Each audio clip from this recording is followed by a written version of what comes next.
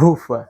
Senhoras e senhores, o Flamengo acaba de conseguir sua classificação para a semifinal para jogar contra o Madureira. E ele acaba de se classificar em cima do Botafogo de 2-1.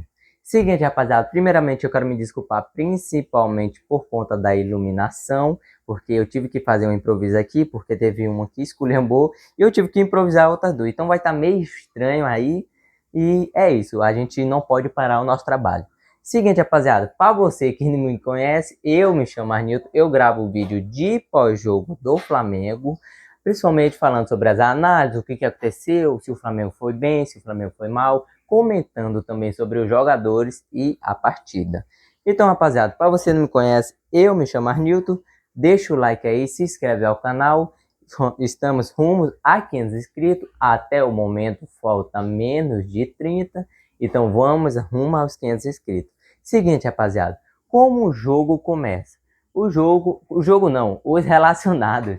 Os relacionados começam por André no gol. André que o Felipe Luiz provavelmente está testando bastante ele no Campeonato Carioca, principalmente no Campeonato Carioca, para ver como é que o garoto se sai, se o garoto está bem desenvolvido, ou se precisa ter mais maturidade para poder jogar principalmente o Brasileirão, Copa do Brasil e Libertadores.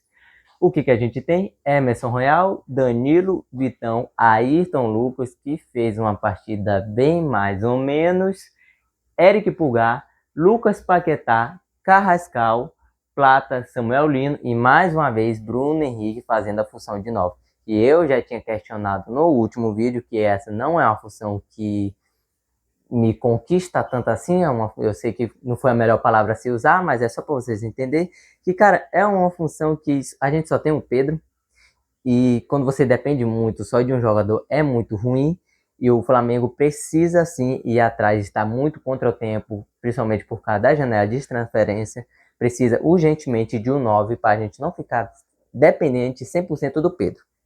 Fechou? Deu para entender? Seguinte, o que a gente tem no primeiro lance? A falta em cima do Carrascal. Cara, nessa falta bem aqui, eu vou ser sincero, eu achei para vermelho. Sempre quando eu falo sobre uma falta, eu falo sempre que não é a força e sim a intenção. E nessa intenção aqui, cara, ele foi só no pescoço do Plata, ele levantou muito o braço. Ele poderia muito bem ter só dado aquela leve levantadinha ou segurado o Plata, mas ele levantou muito, quase ao ponto de dar uma cotovelada. Sendo bem sincero, eu achei para vermelho, mas o juiz deu amarelo. E eu acho que pelo fato de a gente ter vencido, eu tô relevando um pouco esse amarelo que ele deu. Porque se a gente tivesse perdido, eu teria pesado bem mais, cara. Porque esse daqui, sinceramente, é para vermelho. Na minha opinião, é claro. O que a gente tem no lance seguinte? O gol do Lucas Paquetá. Um gol extremamente importante para ele, porque querendo ou não, pelo fato de ele ser a contratação mais cara, pesa muito. É um cara que é curioso até pensar que tem muita gente descobrindo agora que ele é um bom jogador. Você provavelmente não assistiu o jogo dele quando ele não jogava no Flamengo, né? Ou se você assistiu o jogo dele quando ele jogava no Flamengo em 2018, você ia saber que ele era um bom jogador. Enfim, um gol muito importante, aliviou um pouco a barra dele, um gol que fez a diferença na partida. O que a gente tem? Um passe do Bruno Henrique, que sobra nas pernas do Lucas Paquetá, ele faz aquele famoso chute de sinuca, aquele chute rasteiro, tá ligado? É um gol muito importante, 1-0 para nós aos 18 minutos do primeiro tempo. O que a gente tem no lance seguinte? A gente tem a chance do Botafogo. O Botafogo teve sua primeira chance clara aos 34 do primeiro tempo. Cara, o Botafogo, ele estava vivendo muito de contra-ataque. O Flamengo, ele tava, e geralmente é o normal se acontecer, é o Flamengo dominar mais a partida. Independente se ele está com mais posse de bola ou não, o Flamengo geralmente domina mais a partida. E o Botafogo, nessa partida aqui em específica, pelo menos no primeiro tempo, o Botafogo, ele basicamente viveu de contra-ataque. Toda hora eles se congestionavam, não sei se essa palavra existe, congestionavam, eles se congestionavam na área deles, uma bola sobrava, contra-ataque. Congestionavam, uma bola sobrava, contra-ataque. E como é que rolou esse contra-ataque? Uma bola espetacular que passa no meio dos jogadores do Flamengo, porém ele erra. Das poucas chances que eles tiveram, eles não aproveitaram e o jogo ainda estava de 1-0 para nós. E cara, um lance que eu até separei aqui, para provar que o Botafogo estava vivendo muito de contra-ataque e o Botafogo não tinha nem sequer um camisa 9 ali de frente. Cara, é no lance que simplesmente o jogador do Botafogo, ele vai cruzar a bola e simplesmente não tem ninguém. O Botafogo não tinha ninguém na frente, na linha de frente. Olha, você tem o Danilo, você tem o Vitão, você tem até aqui o outro jogador, que não dá nem para enxergar, que a qualidade já tá horrível aqui na minha TV. Tem o Eric Pulgar, até o juiz está aqui. E olha onde tá os jogadores do Botafogo. Tem mais um aqui embaixo. Onde tá? Não tinha ninguém na área. Ele cruza a bola na área e não tem absolutamente ninguém. Sobra facilmente pro Flamengo. Bom para nós, ruim para eles, mas é meio curioso você pensar, principalmente num cruzamento assim, não tem ninguém na área.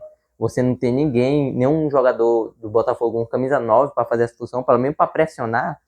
O Flamengo fica tranquilo, de novo. Bom para nós e ruim para eles.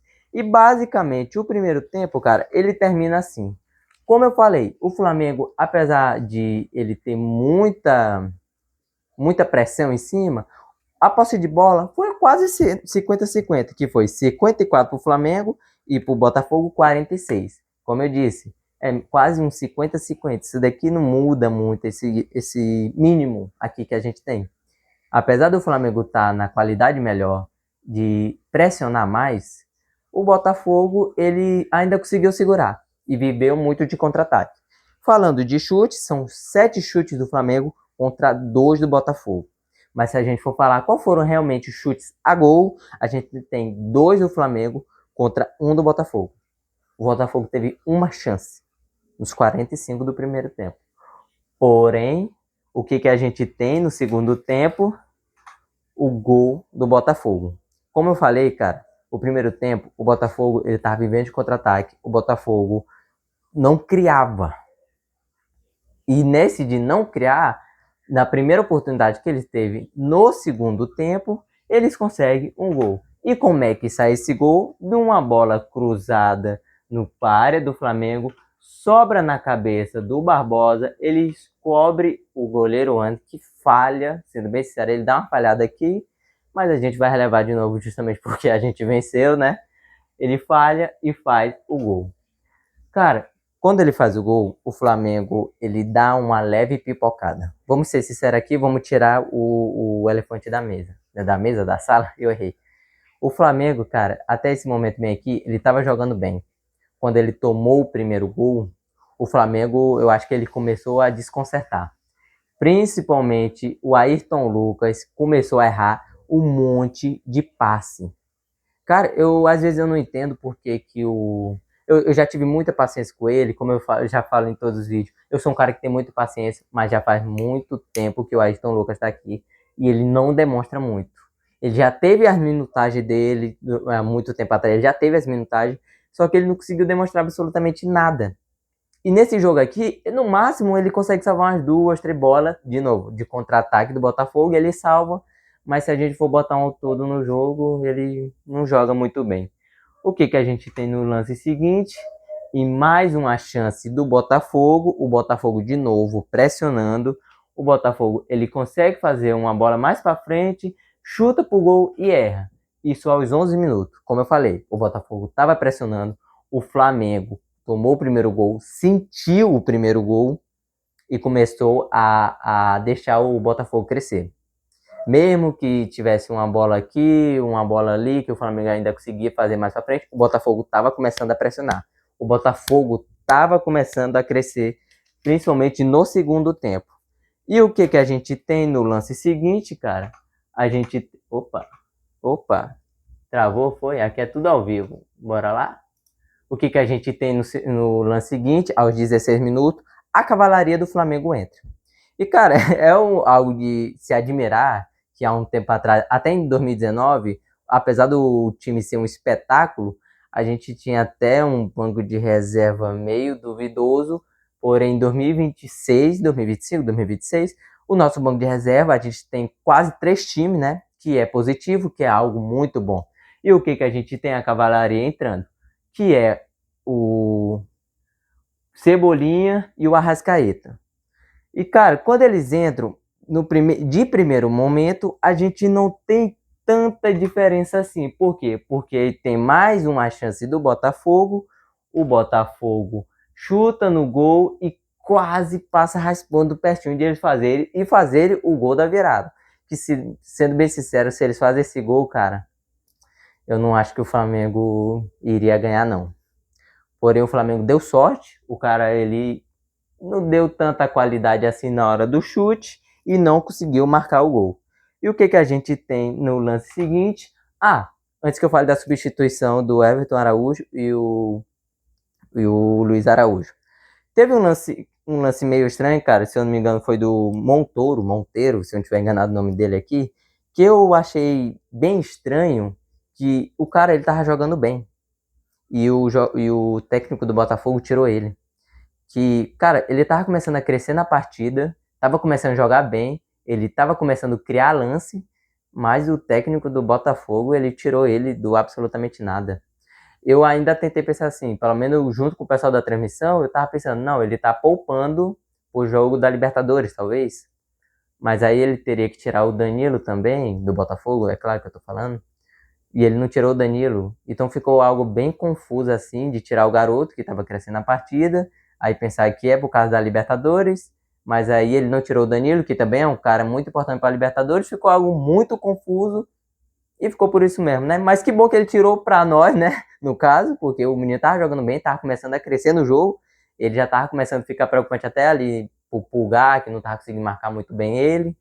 Enfim, o que a gente tem? Luiz Araújo e Everton Araújo.